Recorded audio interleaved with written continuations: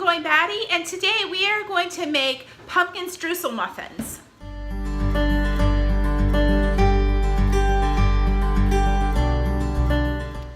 Alright, so technically they're not pumpkin muffins. I'm going to be using some of the sweet potato squash that I canned in place of the pumpkin, which I've heard you can do. And the other thing that I'm doing, because we're trying to cut some of the gluten out of our food, because we're thinking that some of my husband's eczema problems has to do with the gluten that he's eaten, I'm going to be trying to make them gluten-free with the Thrive gluten-free flour. So, and we're going to see how that goes. Alright, so the first thing I'm going to start out with is I'm actually going to start out with the streusel topping. So we're going to put in 1/4 cup of butter in here. And I like to do it in my food processor because it just kind of cuts it up more evenly.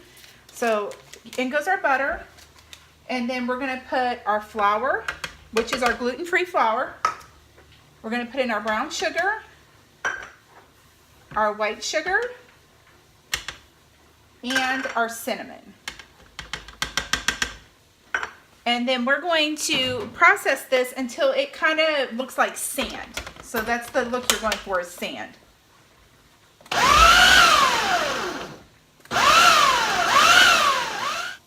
That's what we're looking for right there. See, it kind of looks like maybe like wet play sand a little bit. It's got a few little chunks in it, but not anything real big. So that's what we're going for. So that's our streusel topping. Now we'll move on to the actual batter for the pumpkin muffins.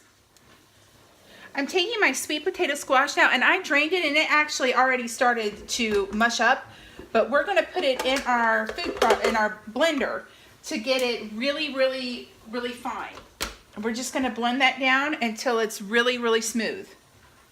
We finished blending our sweet potato squash or pumpkin or whatever you have canned. Now you can use canned pumpkin for this if you want, that you buy from the store. But I ended up with about 2 cups of it. I only need 1 cup, so I'll probably later use the other one to make a pie or some more muffins or something like that. We are going to start our muffin batter by creaming together our butter and our sugar. So we're going to put that in our electric mixer here. So, and this is softened butter. So our butter and our sugar. And we're just going to cream that together. That's all creamed together. So now we're going to add our eggs in slowly. So we're going to turn our mixer on and add our eggs in.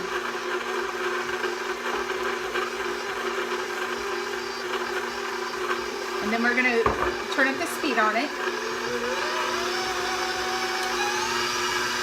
Now we're going to add in 1 cup of our puree. Make sure we get all that stuff out of there. And we're going to mix that together. And while that's going, we're going to put in our vanilla. We are now going to add our dry ingredients. So this is our cinnamon, our clove, and our nutmeg. And so we're going to put that in there. We're going to put in our baking powder and our baking soda. We are also going to add in our flour, and we're going to stir this on a low speed just till it comes together.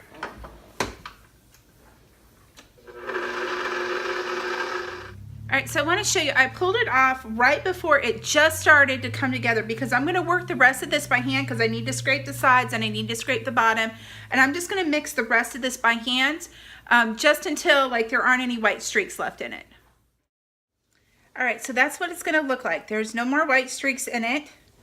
It may have a few little lumps, but that's okay. You don't want to over mix it, because if you over mix your muffin mix, you'll have tough muffins.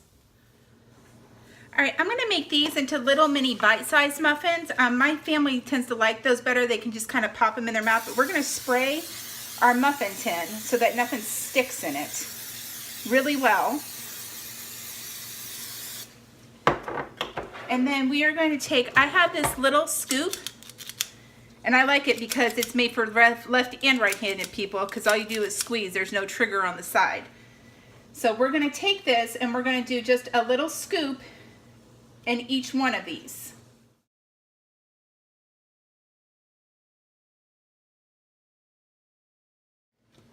We are now going to put our streusel topping on. So we're just going to put a little bit in each one of these on top. So these are now ready to go in a 350-degree oven. So we're gonna pop those in there, and we're gonna give them about 10 to 15 minutes. They may be longer, it just kind of depends. You'll stick a toothpick in it to see if they're done. If it comes out clean, then they're done. All right, so these are done, and that's what they look like. So we're gonna put them on a cooling rack and let them cool. All right, guys, so here they are. Those are sweet potato squash mini streusel muffins. I used a pumpkin muffin recipe. The sweet potato squash can be substituted, I've been told, so we'll find out if it works. So I'm gonna break this open and see how it looks. Now I am kind of impressed because a lot of times with gluten-free stuff, it doesn't dome up like this, like a regular muffin does. They're kind of flatter, but the texture on the inside actually looks really good. They're very delicate feeling, so these are really good actually. It's not quite a muffin consistency. It's more in between a muffin and a cupcake, but they are really good. And that sweet potato squash, I can't tell a difference. If I made this with pumpkin, I wouldn't be able to tell. So this is actually really good. So give this recipe a try, guys. If you're having an issue in your family with gluten like we are, if you're looking for a gluten-free flour mix, we have the Thrive Life flour mix. We'll link that below. So just give it a try. Let me know how it turns out for you. You could also substitute, like if you don't have an issue with gluten, you could just put regular flour in this mixture. I'll leave the recipe down below. Don't forget to like, comment, subscribe. If you have any questions, please leave them in the comments below for me, and I'll try to answer as many of them as I can. More updates as we go. Bye!